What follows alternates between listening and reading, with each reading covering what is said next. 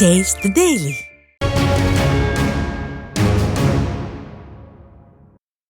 கன்னியாகுமரி மாவட்டம் நாகர்கோயிலில் 10 ஆண்டுகால அதிமுக ஆட்சியின் சாதனைகள் குறித்தும் திமுகவின் 4 ஆண்டுகால ஆட்சியில் மக்கள் படும் பாடு குறித்தும் பொதுமக்களுக்கு எடுத்துரைக்கும் வகையில் பிரசுரம் விநியோகிக்கப்பட்டது.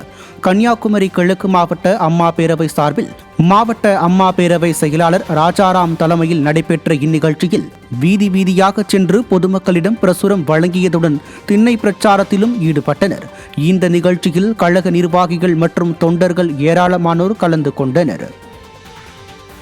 பொதுச் செயலாளர் பிறந்தநாள் விழாவின் ஒரு பகுதியாக கிருஷ்ணகிரி கிழக்கு மாவட்ட கழகம் சார்பில் மருத்துவ முகாம் நடத்தப்பட்டது. கங்கலேரி கிராமத்தில் கழக ஒன்றிய நிர்வாகிகள் அப்பாதுரை மற்றும் ராஜகோபால் ஆகியோர் ஏற்பாட்டில் நடைபெற்ற இம்முகாமை கழக துணை பொதுச் செயலாளர் KP முனுசாமி தொடங்கி வைத்தார். இதில் கிருஷ்ணகிரி கிழக்கு மாவட்ட கழக செயலாளர் அசோக்குமார், ஊத்தங்கரை சட்டமன்ற உறுப்பினர் தமிழ்ச்செல்வம், முன்னாள் சட்டமன்ற உறுப்பினர்கள் மனோரஞ்சிதம் நாகராஜ், முனி வெங்கடப்பன் மற்றும் அம்மா பேரவை மாவட்ட செயலாளர் SM மாதையன், தொழில்நுட்ப பிரிவு மாவட்ட செயலாளர் வேலன் உள்ளிட்ட கழக நிர்வாகிகள் திரளானோர் கலந்து கொண்டனர்.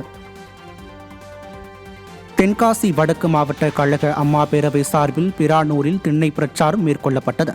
மாவட்ட அம்மா பேரவை செயலாளர் ரவி தலைமையில் ஒன்றிய கழக செயலாளர் ராமச்சந்திரன், மாவட்ட சிறுபான்மை நலப்பிரிவு செயலாளர் ஜாகிர் உசேன் ஆகியோர் முன்னிலையில் சாதனை விளக்க பிரசுரம் வழங்கி பிரச்சாரம் மேற்கொள்ளப்பட்டது.